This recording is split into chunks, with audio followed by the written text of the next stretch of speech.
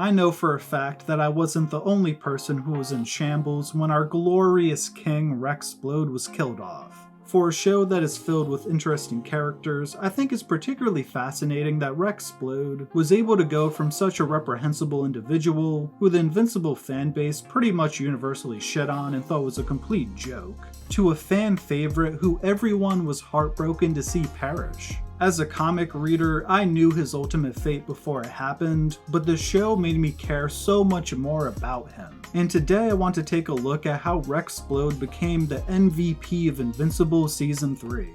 Now, I think in order to understand why Rex Splode became such a popular character, it might be best to compare him to one of the more hated characters from this show, and that's the fraud known as the Immortal. And I'll be honest, I think the Immortal gets hated on a little bit too much, but the reason that he does is because he's a hypocrite. And Rex himself was also a hypocrite at first, but he was allowed to grow out of this character flaw. Like, the Immortal is physically stronger than Rex, has put his life on the line for the betterment of society, and has literally died numerous times in these efforts to save people. But the thing with the Immortal is that he's a hard ass who doesn't speak his mind in key certain moments. He's fine popping off at characters who are inferior to him, but when Mark had his boss Cecil by the throat right in front of him, his ass stayed silent. He didn't dare buck up to Invincible, whereas Rex speaks his mind all the time. Even after Multi-Paul almost kills him, he still tells Paul off for being such a dick.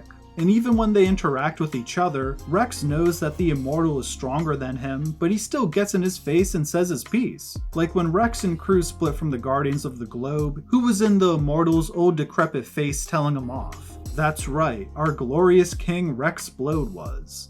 Tracking back to the beginning of Rex's story, he begins as an overconfident asshole who cheats on Adam Eve with one of their mutual friends and teammate nonetheless, and this, in conjunction with his somewhat lackluster power set, made him an easy character to hate. In fact, I remember a lot of people memeing the fact that he made the cut to join the new Guardians of the Globe. I mean, all he did at the tryouts was get his ass kicked by Monster Girl, but everything changed when the Lizard League attacked in Season 2, because I have always maintained that when a person is facing their potential death, that's when you see the truest version of that individual. And Rex Splode clutched up one of the hardest fought 3v1s in the history of fiction.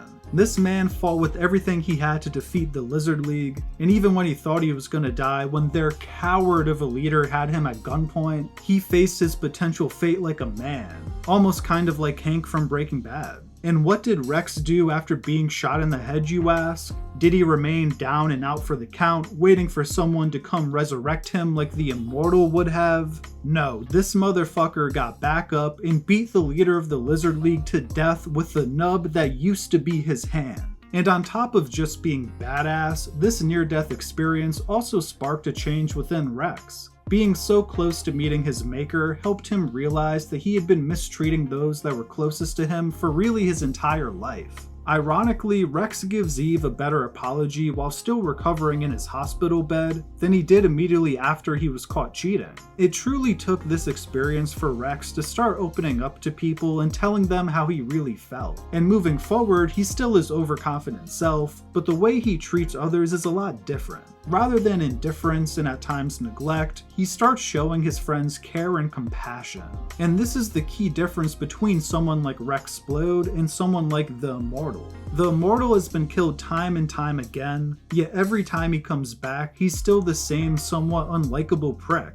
And he treats his teammates the same exact way that he did before he died. And this change and growth that Rex showed is what makes him likable. People love rooting for the underdog and for the reformed asshole. In a way, it's a nice reminder that we can all change and grow with time. And at the end of the day, the Immortal has had far more time than Rex Splode in order to change, to grow, to evolve as a human being. And he simply fails to time and time again. So the fact that the Immortal gets his happy retirement with his wife and Rex Splode didn't naturally pissed off the entire fan base. But the fact that it did is the reason that this creative decision was made, and is why I think Rex was the MVP of Season 3. Killing off a hated or unlikable character doesn't really accomplish anything. unless it means something to our main characters. Whereas, killing off a lovable side character makes not only our main characters feel something, but it makes the viewers share their sadness as well. We've seen it time and time again throughout fiction, with characters like Jiraiya during his fight with Pain,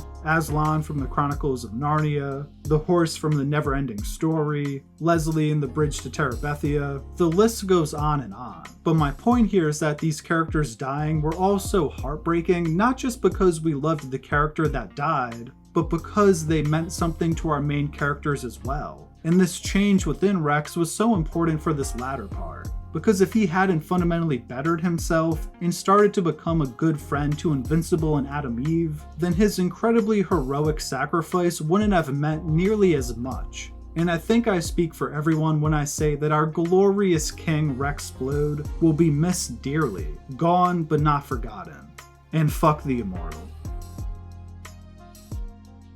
Well, if you made it this far, I'd love to hear your thoughts on Rex Splode. Did you love him as much as I did, or do you think I'm glazing him way too hard? I hope you enjoyed this video, and if you did, please feel free to drop a like and subscribe for more Screen Stories content. I've made quite a few Invincible themed videos, and a playlist with all of them will be linked in the description. Thank you for watching, and until next time, peace.